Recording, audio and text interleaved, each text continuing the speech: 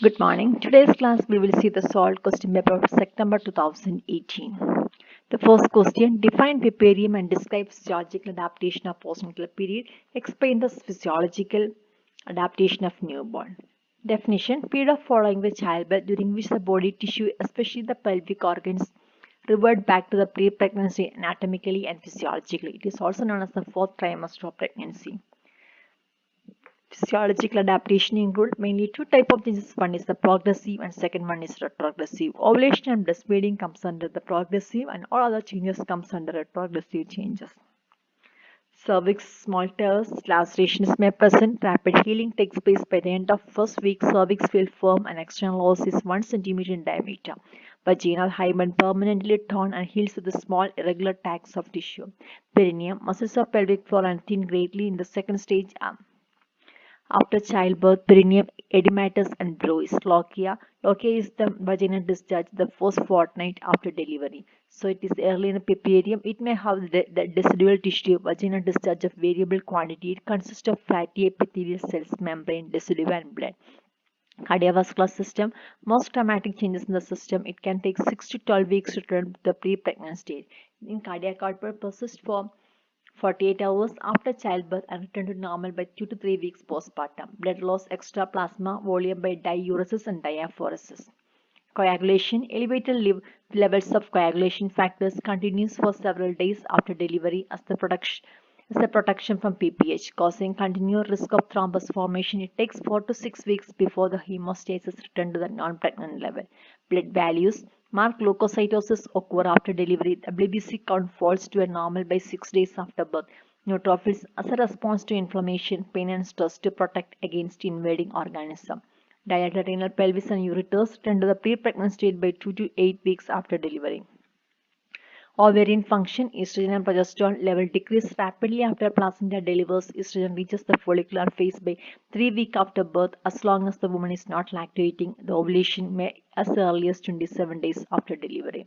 Respiratory function turn off normal by 6 to 8 weeks after delivery. BMR increases for 7 to 14 days postpartum, secondary to mild anemia, lactation and psychological changes. GIT, the GI tonal mobility decrease in early postpartum causing constipation. Normal bowel function returns approximately 2 to 3 days postpartum. Liver function returns to normal approximately 10 to 14 days of postpartum. Gallbladder contractility increases to normal, allowing the expulsion of small gallstone. Digestions become active, so more hunger and thirsty. Constipation is major problem because the bowel tone and motility was sluggish for many days. Restricted food and fluid intake during the labor and pain during defecation. Musculoskeletal system, the hormone relaxin gradually decrease. The ligaments and cartilage of the pelvis begin to return to the pre-pregnant stage. Neurological system, discomfort and fatigue, the complaints of headache require careful assessment. Frontal and bilateral headache are common and caused by fluid shift.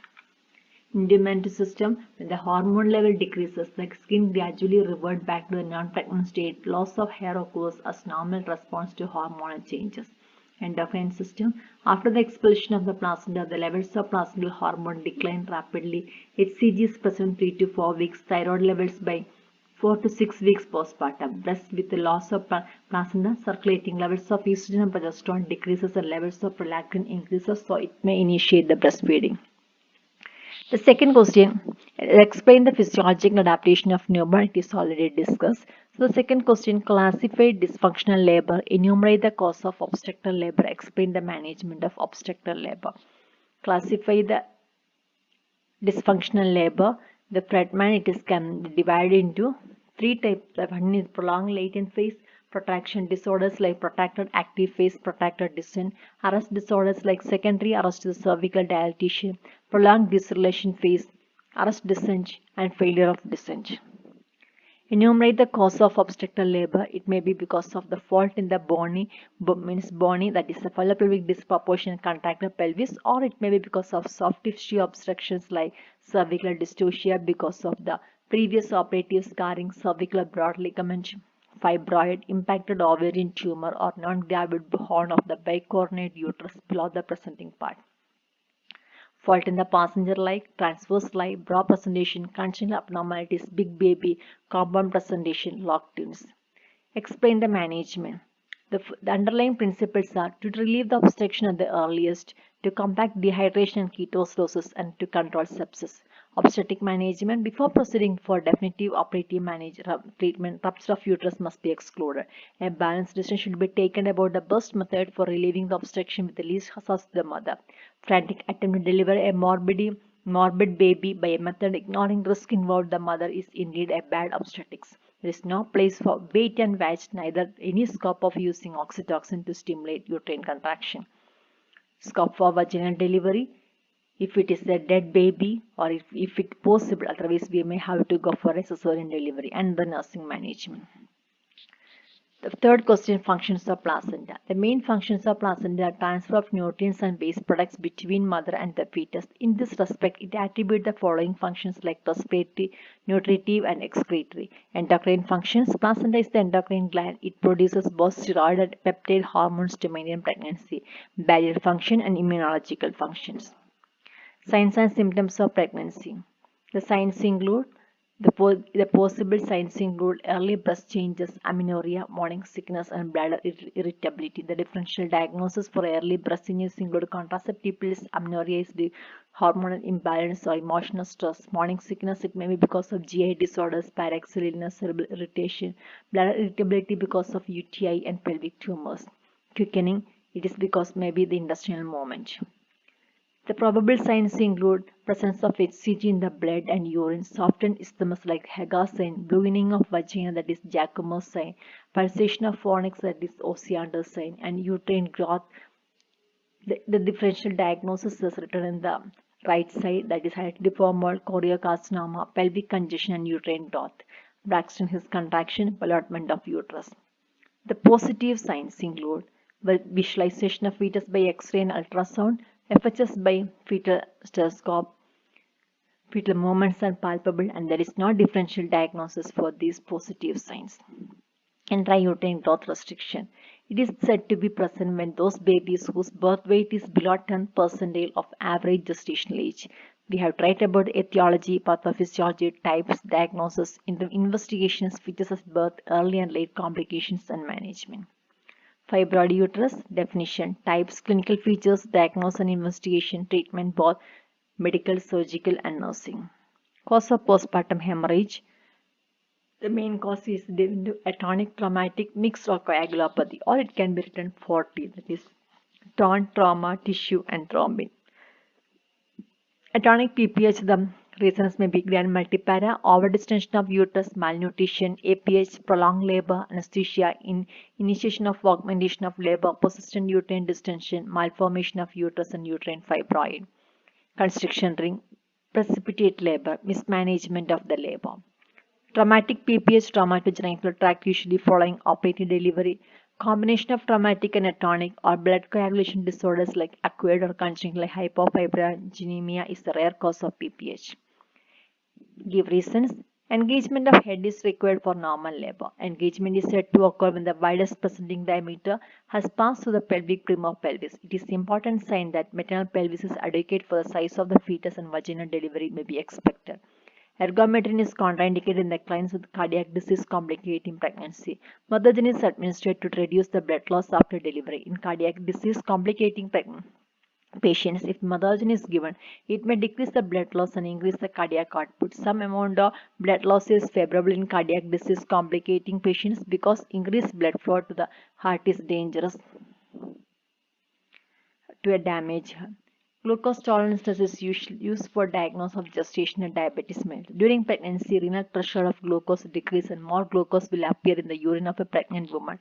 And the urine test is not diagnostic of diabetes, nor it can be used as a monitor diabetes in pregnant women. So GTT is used for the diagnosis. Gushing of blood and lengthening of the cord in the third stage indicate placenta separated from its attachment and fall in the lower uterine segment. Oxytocin is indicated in induction of labor. It's because oxytocin is a uterine stimulant and having half-life is only 30 minutes and it does not cause continuous uterine contraction if it is given cautiously. constriction ring and retraction ring. Constriction ring is the one form of the incoordinate uterine action where there is localized myometrial contractions forming a ring of circular muscle fibers of uterus, usually situated at the junction of upper and lower segment around the constricted part of the fetus, usually around the neck of the cephalic presentation. Retraction ring is due to obstructed labor, a circular tube encircling the uterus is formed between active upper segment and distal lower segment. Due to pronounced retraction, there is a fetal jeopardy or even death of the fetus can occur. Incomplete abortion, when the products of conception are not expelled fully, instead a part of it is left inside the uterine cavity. The clinical features include history of expression of mass per vagina, continuation of lower abdominal pain, persistence of vaginal bleeding, internal examination reveals uterus smaller than the period of gestation, cervical oocyte meeting one fingertip, varying amount of bleeding. Threatened abortion, where there is a process of abortion has started but there is no progress to a state from which the recovery is impossible. That means we can continue the pregnancy. Menorrhagia, it is cyclic bleeding at normal intervals. The bleeding is either excessive in amount greater than 80 ml or duration is greater than 7 days or both. Menotaxis is often used to denote prolonged bleeding. Common causes include dysfunctional uterine bleeding, fibroid uterus, adenomyosis, and chronic tubo-ovarian masses. Metrorrhagia, it is irregular acyclic bleeding from the uterus. Amount of bleeding is variable. Main cause includes submucous fibroid, uterine polycarcinoma of the cervix, and infections in the genital tract. Lightening, 2 weeks before the onset of labor, the lower uterine segment expands and allows the fetal head to sink lower. It engages. The fundus no longer crowd the lungs. Breathing is easier. Heart, stomach can function more easily, and women experience a relief from shortness of breath. Quickening is the first fetal movement perceived by the mother. It is occur around 18th week of primary and 2 weeks earlier for a multigravida mother. Oxytocin and tocolytics. Oxytocin are the drug with varying chemical nature that have power to excite uterine contraction of uterine muscle. Commonly used drugs are oxytocin, ergot derivatives, and prostaglandins that are mainly indicated to induce labor, to augment labor, prophylaxis to prevent excessive bleeding following labor, and management of atonic PPH. Tocolytics are the group of drugs which used to prevent uterine contractions or to reduce uterine contraction in case of premature uterine contraction. Commonly used drugs are magnesium sulfate, calcium channel blockers, indomethacin, and dividilene. Thank you.